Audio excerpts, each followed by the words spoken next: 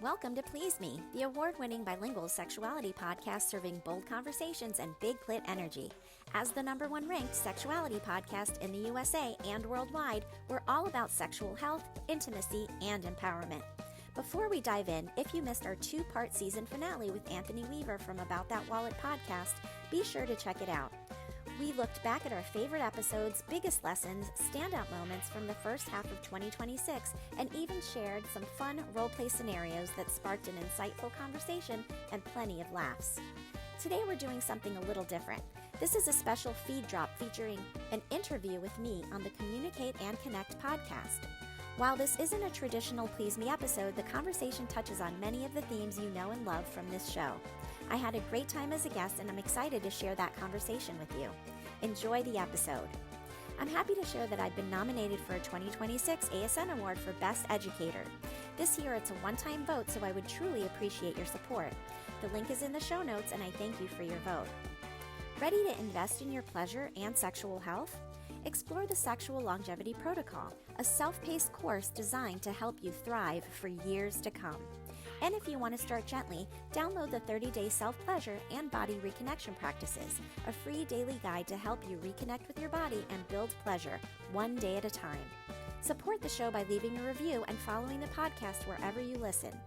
Join my Patreon for $9 a month for ad-free episodes, early releases, and exclusive content, or subscribe to my Substack for deeper insights and updates. You can also join the Please Me Health Collective on SDC.com using code PLEASEME for a free trial and access to my free monthly webinars. Please Me is for mature audiences, so sit back, relax, and surrender to the pleasure of Please Me.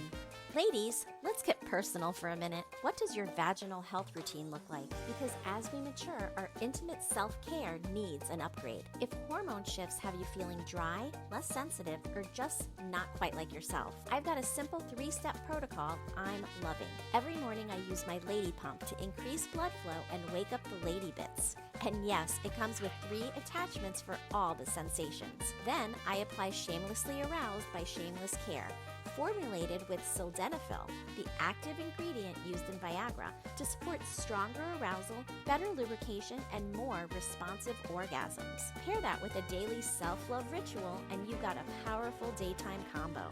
At night, I use Parlor Games estrogen and progesterone creams to support healthy hormone levels and resilient vaginal tissue. Fewer oops moments when I sneeze, and way more confidence when intimacy calls. Dryness, decreased sensitivity, frequent UTIs, incontinence, low blood flow? These 3 upgrades can be a total game changer, because intimate health isn't indulgent.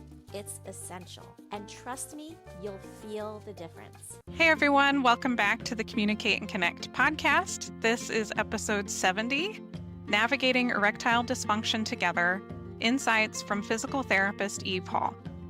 So Eve, thank you so much for being on the podcast. I know we got to meet, I don't know, maybe a few months ago, several months ago, maybe now, when I got to be on your podcast, and I'm so excited to have you on mine.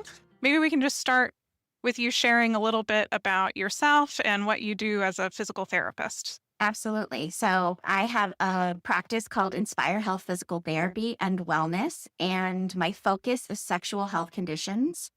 I treat all sorts of sexual health conditions for women and men. Today, we're going to be talking about erectile dysfunction. I also treat premature ejaculation, fractured penis, penile atrophy. There's a lot of different things that I treat in my practice. I also can help men with improving their girth and length, if that's something that they're interested in. And for women, I treat things like incontinence, painful sex, vaginal dryness, and decreased sensitivity, etc. So all sexual health conditions, but all within the realm of the pelvic floor, which is really the sexual area of our body, the pelvic floor. And a lot of times people don't understand what the pelvic floor actually is. So I always think that sexual health describes it better. Yeah. And as you were saying everything that you do, I was thinking, wow, there really are so many aspects to sexual health and so many things that people can be facing in terms of their sex life. And we haven't even touched the psychological side of sex, right? So I'm thinking maybe we'll have you back one day to talk about some of these other areas. But for today, can you help us know a little bit how frequent is erectile dysfunction? Absolutely, In any sure. way, and maybe just like an overview of what that is, what causes it. So, erectile dysfunction is actually quite common. 20% of men in their 20s start having issues with erectile dysfunction, and it goes up 10% per decade. 30% of men in their 30s, 40% of men in their 40s, and by 50, half of men will have erectile dysfunction in Oh, some wow. way, shape, or form. And erectile dysfunction is caused by a lack of blood flow. There's also other related issues like the psychological and emotional issues that can go also into erectile dysfunction. But the physical causes, Yeah. 50% of men in their 50s will have physical issues or blood flow issues that will cause some form of erectile dysfunction, whether it be mild to severe. Wow. I had no idea that it was that prevalent. Of course, I've had plenty of couples who come in for couples counseling who are talking about concerns with sex, and erectile dysfunction is a common one that comes up. But that just feels really normalizing to me to hear you say the frequency of it. Like it's really not an abnormal thing at all. It's actually quite common. It's super common. And unfortunately, what's abnormal is us talking about it, right? And so that's Okay. why normalizing the conversations about this is so important. Because if you're not talking about it, you're not going to be able to fix the issue. And there are treatments that you can get to help with the physical manifestations. Of course, you can get therapy to work on the psychological and emotional aspects of it. But for the physical manifestations of it, there are treatments that you can get that can really benefit and help to increase blood flow and help a man to be able to get hard again. If they stop getting those normal morning wood is something that you'd look for. Okay. In other words, erections throughout the day, another thing that you would look for, that is normal function, right? Men in their teenage years, they're constantly getting erections all the time. That's Mhm. normal function. And slowly that declines over time. And when it starts declining and you no longer have, say, morning wood or nocturnal erections, which is a predictor of heart disease, then that can be a real issue. I just noticed like a little fear moment in me. Obviously, I don't have erections, but I was just thinking that this would be something that is important to look at.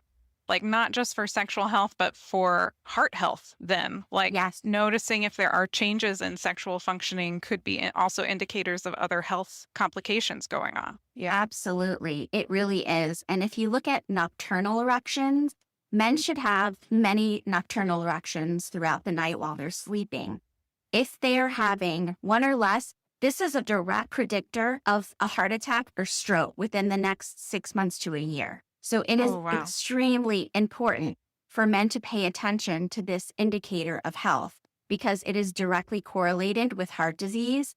And when you think of heart disease, there's blockages in the arteries and blood vessels. So the same thing happens in and around the penis. And so that is why you're having a decrease in blood flow. Wow. And so you were mentioning earlier that there are different sorts of treatment approaches, of course, like for the physical side of things, the blood flow side of Correct. things. What Correct. sort of treatments are there or techniques, or like what do people actually do to try to work on that? So I have 2 treatments that I offer in my practice, and I have a full protocol that goes with that. Okay. So the treatment is called acoustic wave therapy, and acoustic wave therapy is basically sound therapy. It's sort of like an ultrasound wand, if you think about that, but it's Okay. specifically designed for the penile tissue. And what it does is it breaks up the blockages that are in the blood vessels in and around the penis. The perineum, I work on the whole area. So when you break up those blockages can sort of flow away in the bloodstream and kind of get processed out of the body. And over the course of multiple sessions, the body can produce more capillaries, which are the teeny tiny Okay. blood vessels that go to every single cell in your body. So if you're creating more capillaries, you're creating more potential blood flow down the line. So depending on the severity of the case, I will recommend a certain amount of treatments in order to break up those blockages and increase the blood flow. Okay, so there's something that, again, I do not know much about the physical side of things, or like even what happens in veins. I'm just trying to make sure that I'm tracking it in my own mind.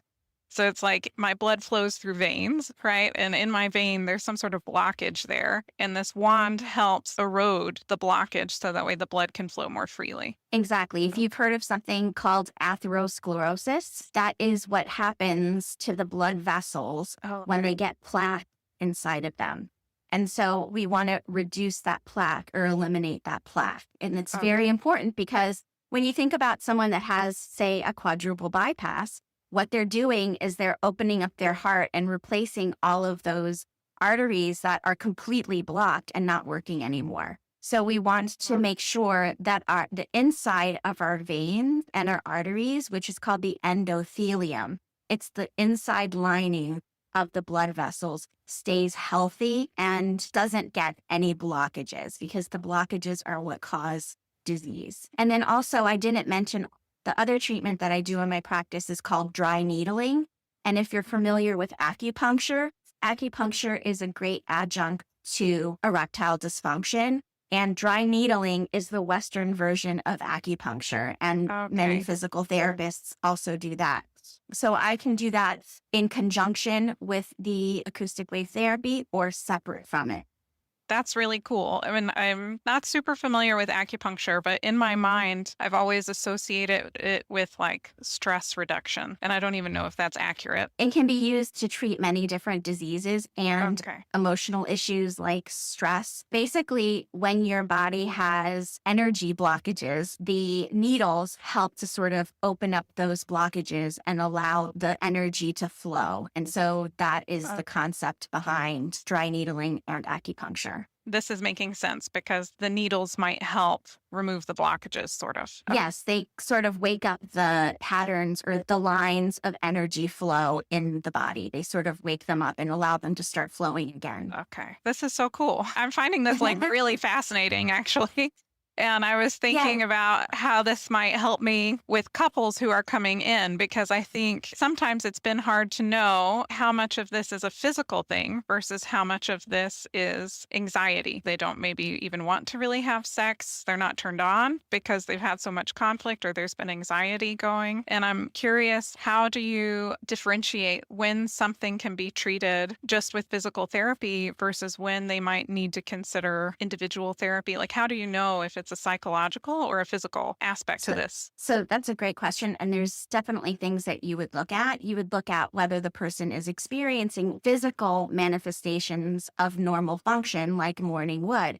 Are they having erections throughout the day? Are they able to masturbate and go to completion? How long are they lasting? Is it 2 minutes or less? That would indicate premature ejaculation. So you would ask specific questions about their physical function.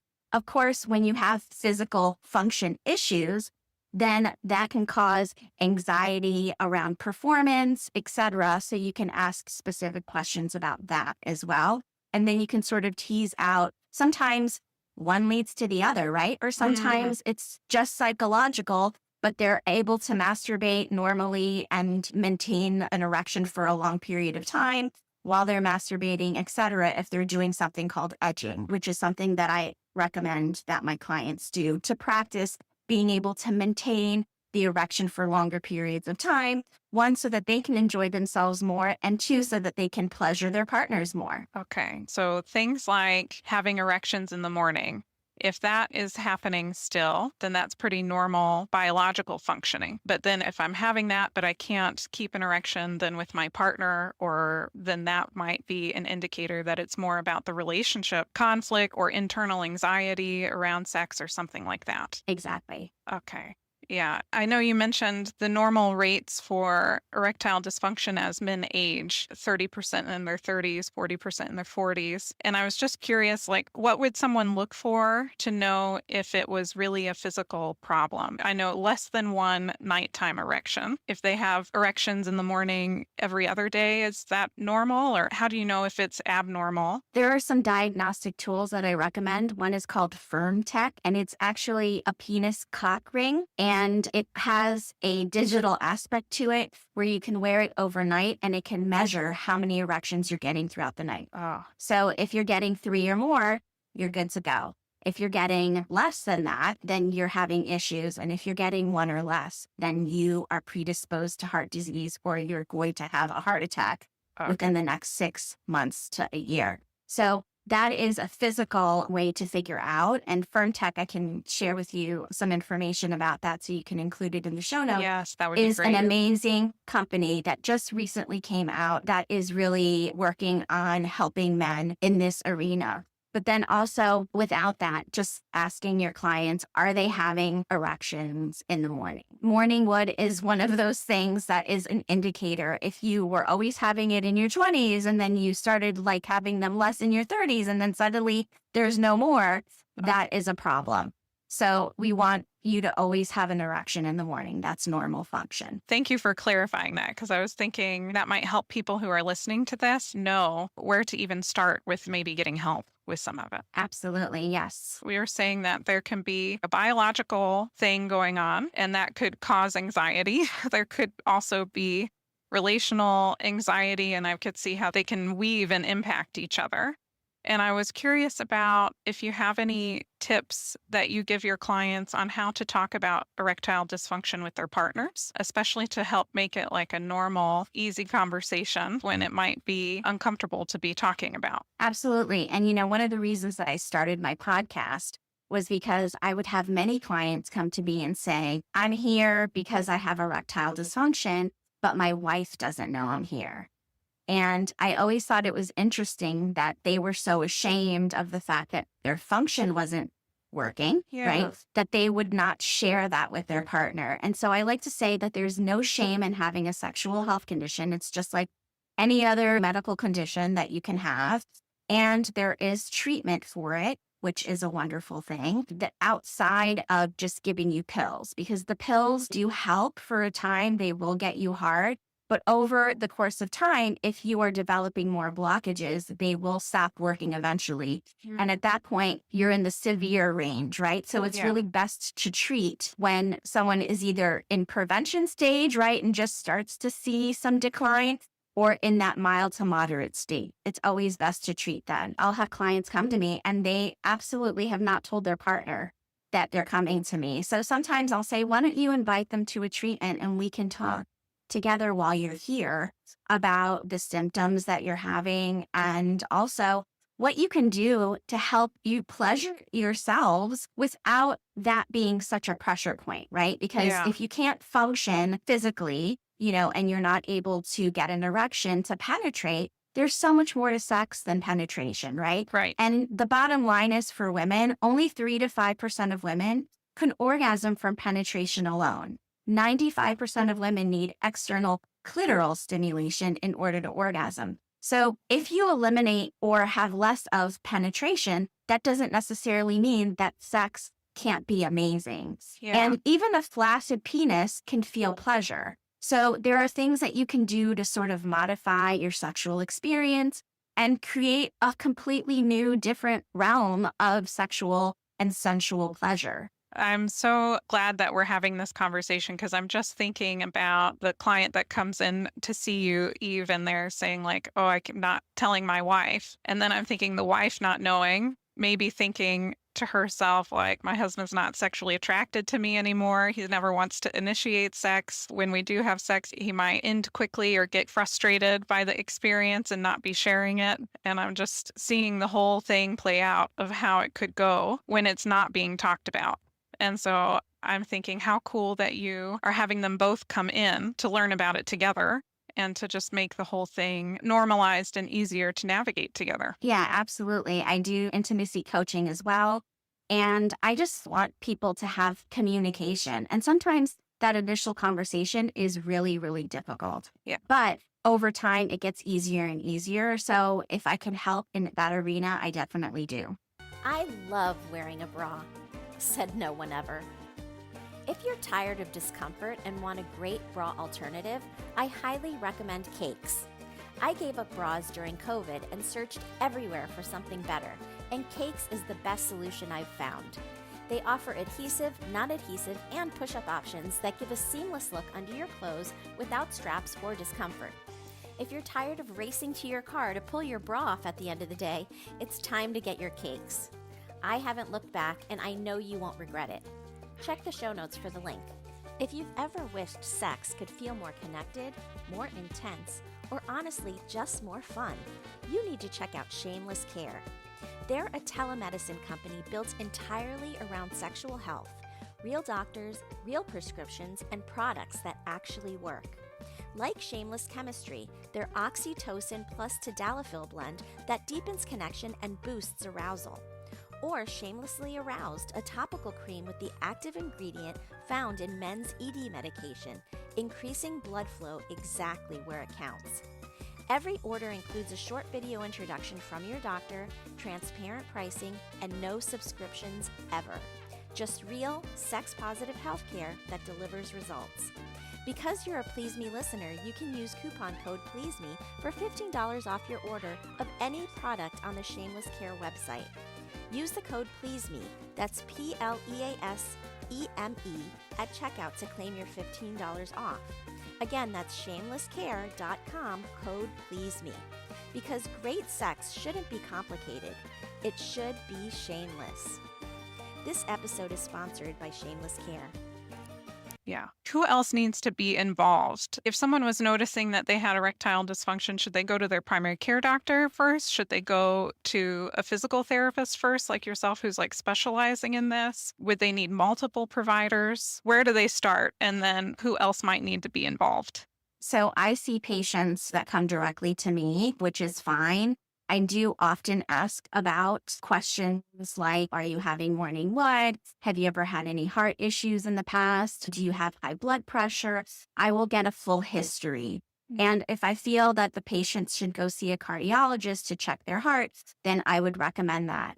Also, I like to recommend that patients check their hormones because hormones play a big part in erectile function as they do in women's bodies, right? And so if the man's testosterone is low, he may need a supplement for that. So I'll ask, have you had your testosterone checked recently? A lot of times they have, sometimes they haven't. So I recommend that they do that. They can go see a urologist, and that would be another doctor that I would have them go see, depending on our conversation. I guess I'm thinking my next thing, if I were a man listening to this, I'd want to know, like, well, it's common, but is it pretty reversible? Is it something that I can really change? And what's the likelihood that I could change that? It can be reversible, just like heart disease can be reversible, right? And so also I talk to my clients about nutrition because nutrition is 80% of health. And if people are eating poorly, they're going to have unhealthy endothelium, which is the lining of our blood vessels, right? So it's super important to eat a healthy plant-based diet, lots of fruits and vegetables. So I'll often recommend a product called Juice Plus. And Juice Plus is basically encapsulated produce. The average American eats 1.5 servings of fruits and vegetables per day. We need 10 or more. Oh, and so, wow. Yes, exactly. So many people are not getting the nutrition they need. They're getting plenty of calories, right? But they're not getting the nutrition that they need. So sometimes I will recommend that product because it's sort of like an easy button. You're sort of bridging the gap between what you should be eating and what you are eating. And what's wonderful about this product as well is that once you start taking it over time, your body starts to crave the nutrition that you're giving it. And so it starts to crave fruits and vegetables, even if you're not a fruit and vegetable eater. Wow. And so I had a friend who started taking it, and he could not believe that in his whole life, he never liked Brussels sprouts. And now he was craving them all the time, as well as other fruits and vegetables. He's like, I used to hate Brussels sprouts. Now I cannot wait to eat them. They're so delicious. And it's because your body is craving what it needs. and it starts to crave fruits and vegetables. It's something called metabolic reprogramming. And Juice Plus helps with that as well. Okay. I know you have your podcast, and I'm hearing like you have a lot of great resources on your website. So if somebody wanted to reach out to you or pick your brain or just learn more, what would be the best way to do that? I invite your listeners to check out my show. It's called Please Me. And it is actually now #1 in the United States and globally in the sexuality category. So please check out my show. You can go to pleaseme.online. That is my website. And I have many different webinars that I've done on there. And I have the products that I discussed. And if you want to reach out to me for health coaching, for physical therapy, I'm located in Palm Beach County, Florida. But there's a lot we can do online. And so you can reach me at pleaseme.online on the contacts page, and it sends me a message directly to my email, and I will always answer all of my emails. And if you want to follow me on any social media in that same area of my website, in the contacts page, all of the links to all of my socials are there. And we'll have all of those links in the show notes as well, so people can just easily click. And so I'm thinking, do you have any final thoughts, words of wisdom, things that you'd want listeners to take away, the bullet point takeaway that you'd want them to have from this? I always say that what I want for my listeners is to have amazing sex, right? And we should all be enjoying our bodies and enjoying the pleasure that they can give to us, right? It's part of being a human on this earth is to really enjoy our bodies. So love your body. And if you have issues, seek help, because there is always help for any kind of sexual health condition. And really thinking outside the box when it comes to sensuality, because even if you do have a condition, that doesn't mean that you can't enjoy pleasure. Yeah, wonderful. Thank you so much, Eve. And thank you for being on the podcast. Thank you so much for having me. This was fun. While I am a therapist, this podcast is for educational purposes only and is not considered therapy. It should also not be a replacement for therapy. So if you think you need a professional of any kind, you should definitely go find one. Until next time. If you're feeling disconnected from your body, struggling with intimacy, or facing a sexual health condition, you're not alone. There is no shame in what you're experiencing, and you don't have to figure it out on your own. But the longer you wait, the harder it becomes to reclaim your confidence, pleasure, and connection. That's why I offer a free 15-minute discovery call to explore what's going on and whether working together is the right next step. Spots fill quickly, so don't wait. The link is in the show notes. Grab your time now.